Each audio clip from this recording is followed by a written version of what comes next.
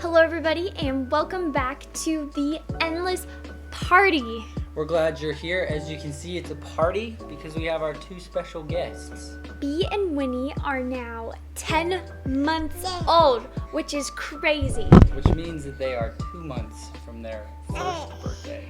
And it also means that they are super interested in our microphones. All of these things are new toys right now. Which is why you haven't seen them in many podcasts. Yes. Because this is why.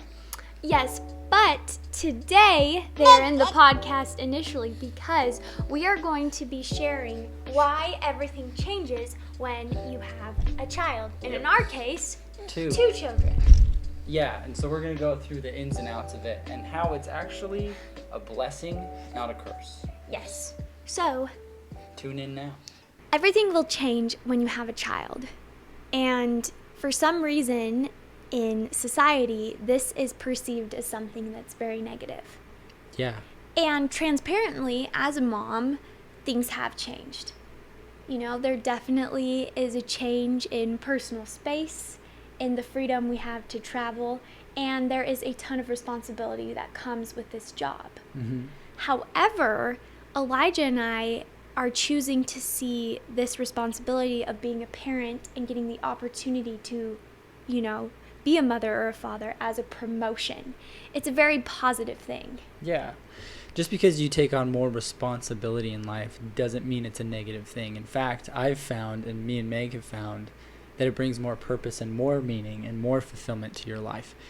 And so I actually was on social media a few days ago, and it was this elderly woman talking about how you should view becoming a parent as a promotion. And what's so unique about it is that she compared it to basically having a promotion. She's like, with your new promotion, you get a title, just like any other promotion. And she's like, and now you become mother or father. And she then goes on to explain that no one and nothing can take you away from that. And no one and nothing can fire you from being a mother and father once you have become a parent. And I think that's so unique because forever you will now be somebody else's mother or somebody else's father.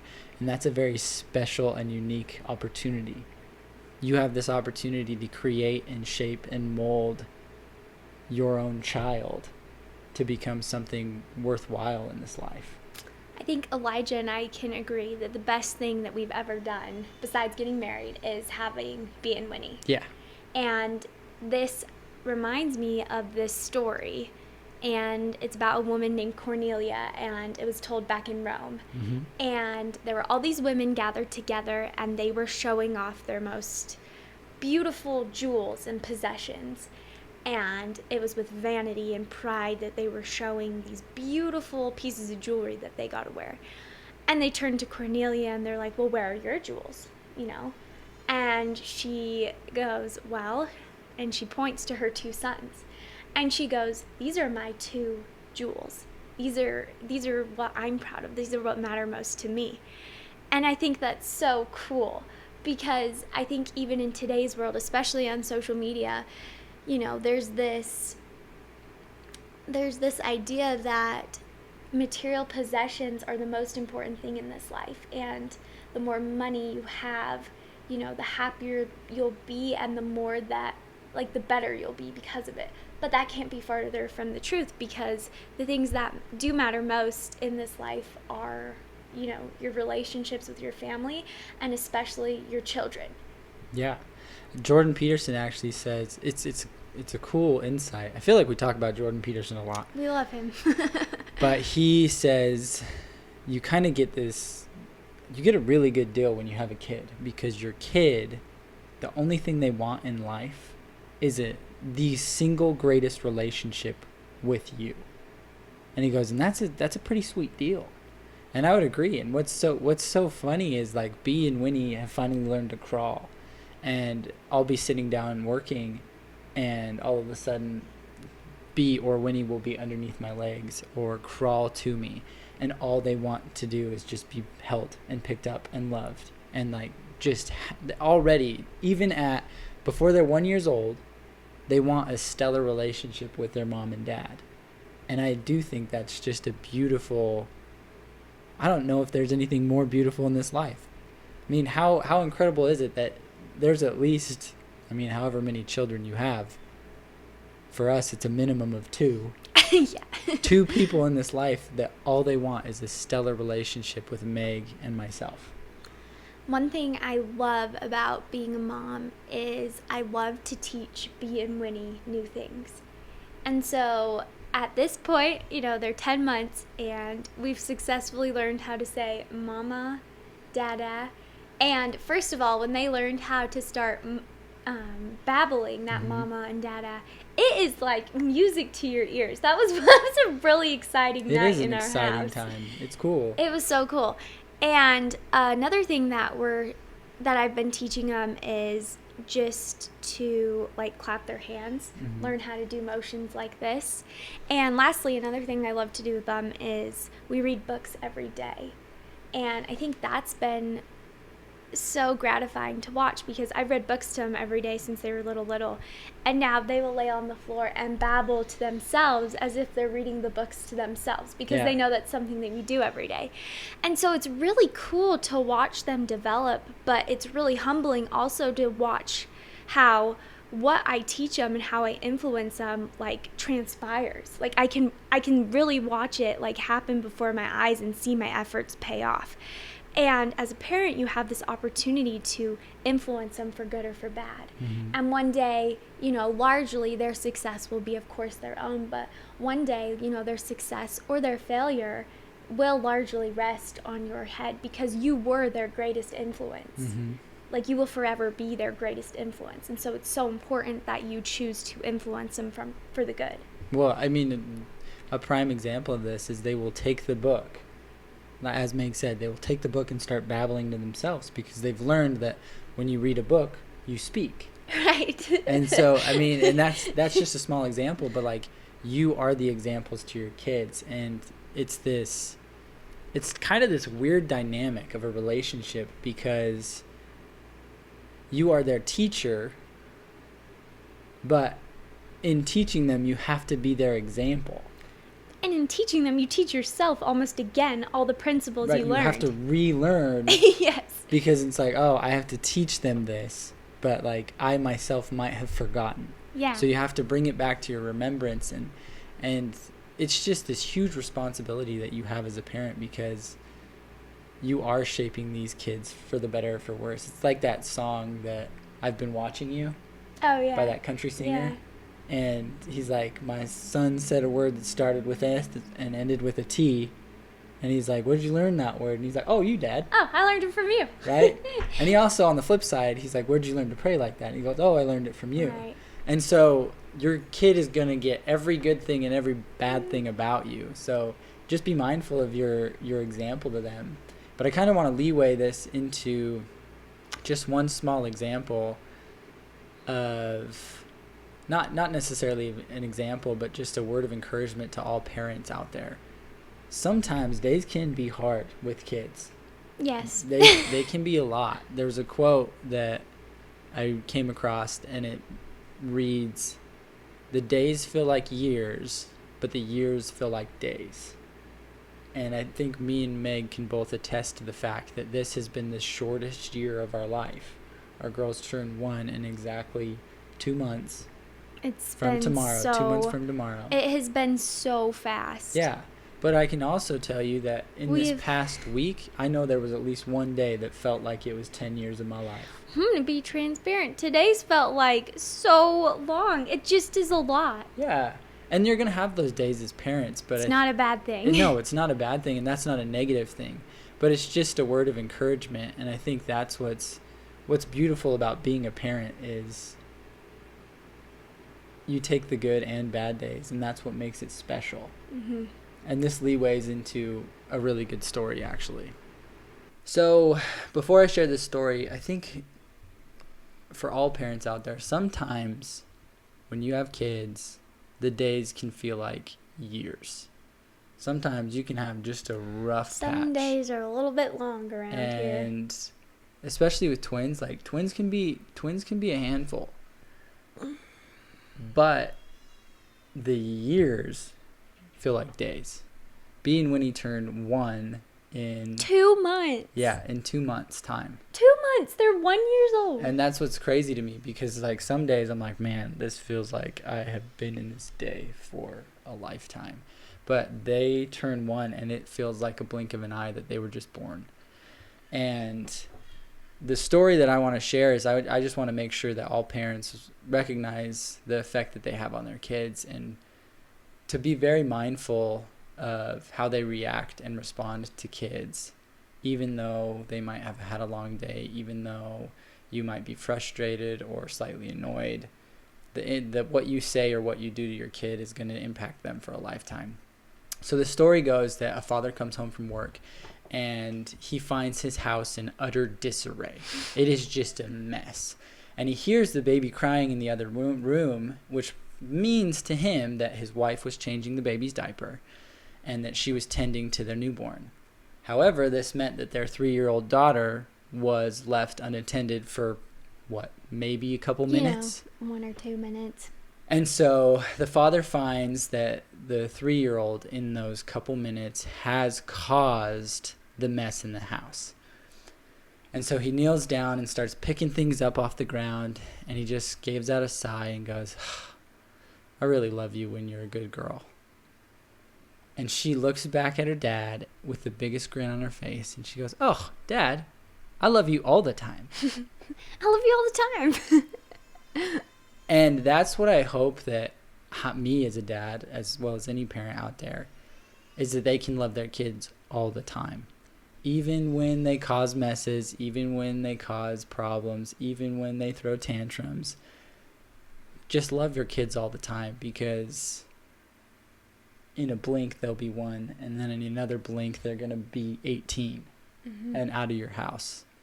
And I just really hope that me as a father can say that I gave my best, and that my daughters at the end of the day, especially when they move out at 18 to go to college or whatever that is that they're pursuing, know that their dad loves them no matter what. That's so beautiful. There's another story that we're going to share. There is a boy, and he asks his mom. He said, hey, can I have a list of 10 chores that I can do today? And the mom's like, well, sure. So on the list, it's, do the dishes, vacuum the living room, clean the bathroom. She gives him a full list of 10 chores. And the day goes by, and he completes each one of them. And he brings the list back to his mom at the end of the day, and he's turned this list into like a kind of ledger. And he goes, doing the dishes, $3. Vacuuming the living room, $2. And so he has itemized and priced each of the, chores that he has completed in the day. And he gives this list to his mom, and his mom looks at it, and, he goes off and gets ready for bed or whatever. And as he's about to go to bed, she gives him a list. And on her list, she puts, folded and clean laundry, $0. Preparing your meals, $0. Taking you to school, $0. Helping you with your homework, $0. And then at the end of the paper, she just puts, I love you. And I like this story because I think it shows to the extent of how much, a good parent does for their kid, and how much money the world would actually pay if a mother was a paid, position, how much money you would make in the day based on all you do for your kids. Yeah. Actually, interestingly enough, my grandfather, he was an attorney and he was a judge. And on one occasion, this family was suing the railroad because their mother got hit in a railroad accident. And it was no fault to hers. I mean, probably slightly her fault, but the crossing guard didn't go down. There was no lights flashing, and so she went, and then she got T-boned by a train and killed instantly. And so this family was suing, and the attorney that represented the railroad was like, well, like, she was just a stay-at-home mom. Like, we're not going to do we're not going to give them a cent. Maybe will be 10 grand, like nothing much. But what's her contribution what's to her society? cost? Yeah, like what does she really do? So then the attorney that was representing the family, it was one of my grandfather's really good friends actually, and he itemized everything that a stay-at-home mom does. And it was a chef, a gourmet chef is what he put, and then he put what's the term for a laundromat? Oh, a laundress? A laundress? I don't know. Launderer? But they went through every single thing that a mom does. And so then he compiled the professions And the salaries. And so then at the end of his presentation, he goes, quite frankly, gentlemen, you can't afford like the payout that this family deserves, because not only that, but you took away a mother. Wow. Above all of this, you took away a mother. And I think that's so profound is because so many people kind of frown upon this idea of being a stay-at-home mom. And I could not disagree more that because my mom was a stay-at-home mom and the impact that she had on my life was monumental. And for anybody out there that is debating whether or not you should be a stay-at-home mom, for me, it's a no-brainer that, just looking at my own life and the value that my mom gave to me and the value that she still gives to me, or the same with Meg's mom. And I don't think anybody can ever put a price on the value of a mother. Right. So, like, to all you mothers out there, what you do matters. Even really though matters. your menial tasks that, just become these chores, that you think, does this even matter what I'm doing? Does it matter that I'm doing the laundry? Does it matter that I'm cooking meals, keeping the house clean, taking care of my babies? It matters so much. Yeah. So much. And I think to emphasize this, there's this quote by Barbara Bush, and Elijah shared it with me, and it's so beautiful. And it says, "But whatever the era, whatever the times, one thing will never change. Fathers and mothers, if you have children, they must come first. You must read to your children, and you must hug your children, and you must love your children. Your success as a family, our success as a society, depends not on what happens in the White House, but on what happens inside your house." This is coming from the First Lady. Mm-hmm. Her husband is the President of the United States, who really has control and makes decisions for the entire world. And she is telling these people that the most important thing that you can do is take care of your children and be a good parent inside the home. Yeah. So, again, what you do matters every really day. Matters. I mean, I just recently heard the story of Abraham Lincoln's mother's dying words to him. And all she said to him was, "Abe, be something." And I would say he lived up to that.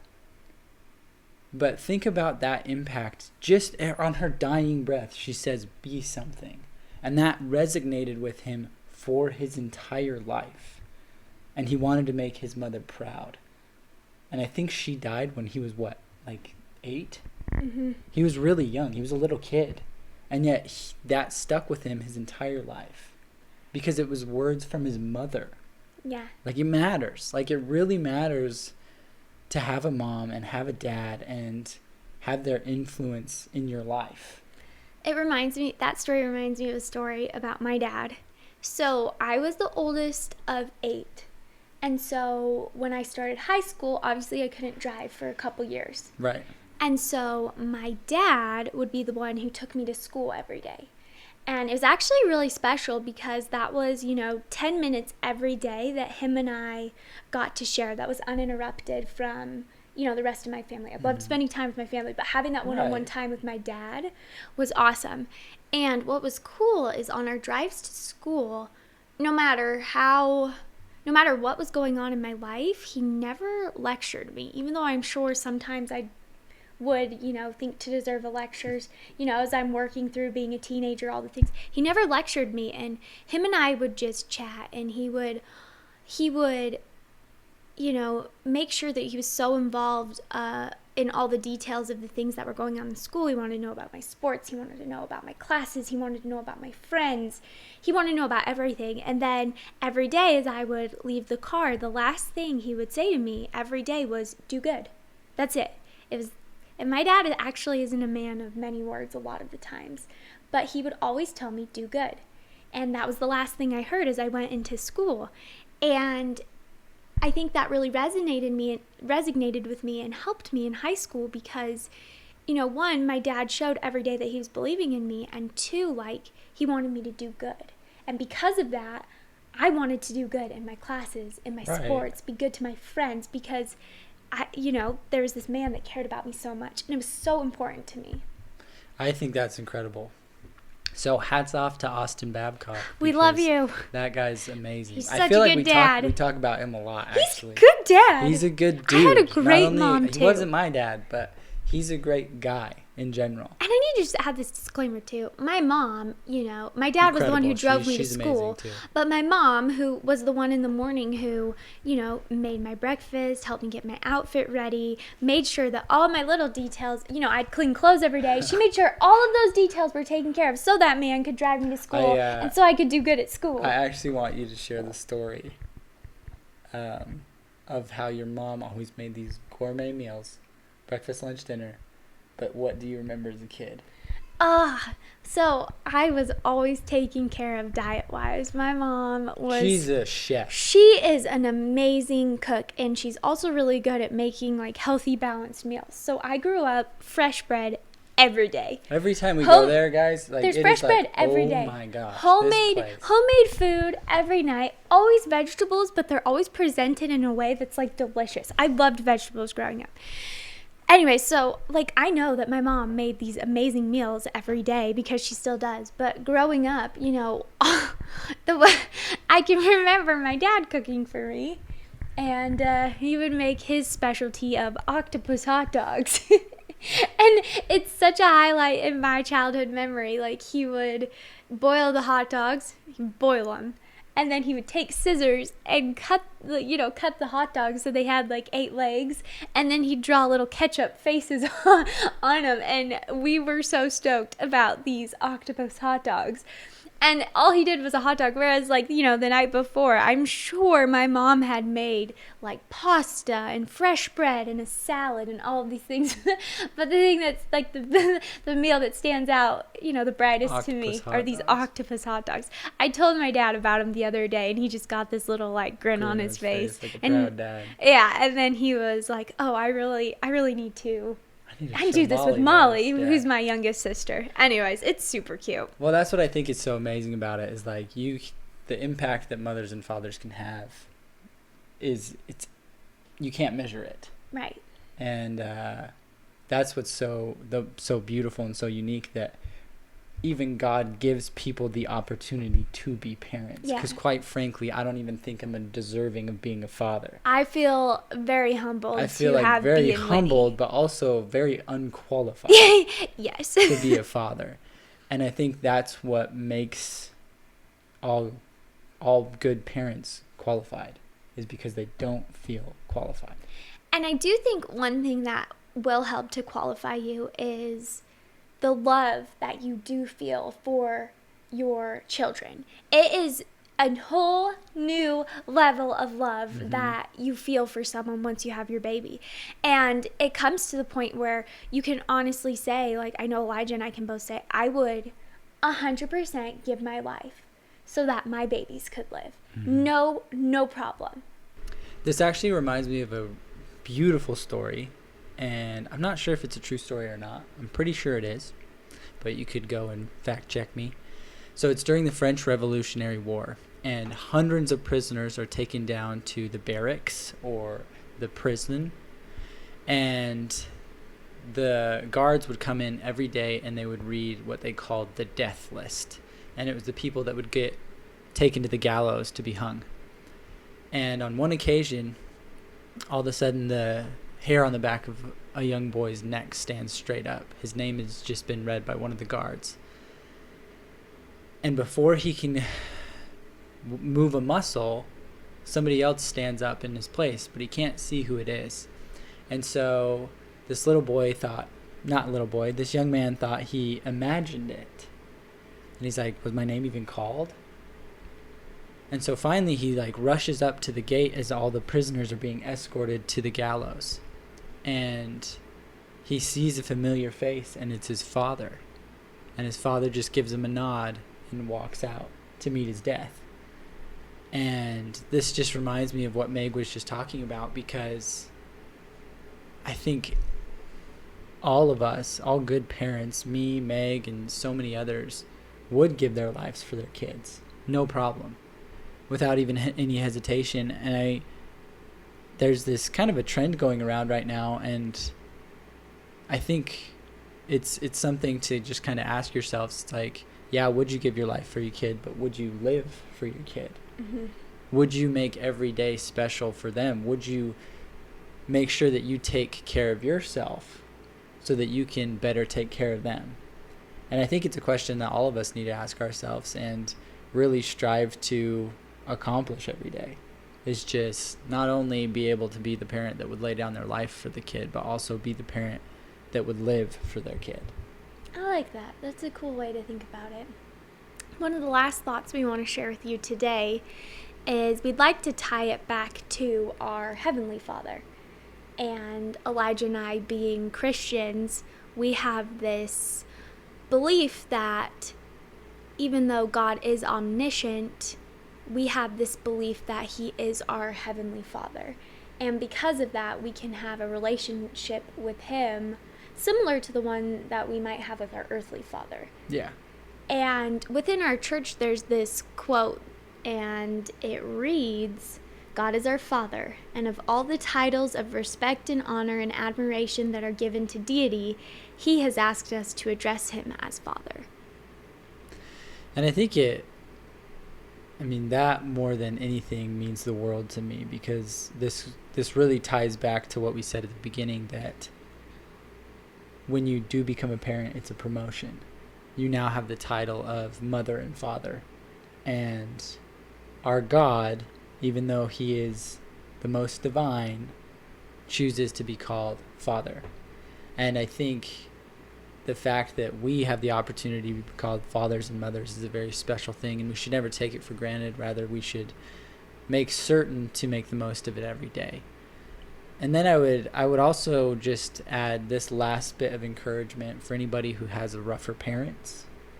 You know, not everybody gets born into a loving home, and not everybody has the opportunity to be raised by both a mother and a father. And heaven forbid that you had a parent that passed away. And for anybody that's out there that doesn't have that, we just want you to know that you always do have your Heavenly Father. That He is always there for you. That He is the one that can strengthen you in your time of need and give you the guidance and direction that you need, even if you don't have earthly parents to turn to. And I'd also like to add, too, that He loves you with that fatherly love. Like, you are His child. Yeah. And so His love for you is just matchless. It's unwavering. Yes. Yeah. So, thank you guys for joining us today. Yes. So, if you are becoming a parent, congratulations, you've been promoted. Yes, and we hope this message resonates with you. So, until next time. Till next time. Peace. Peace.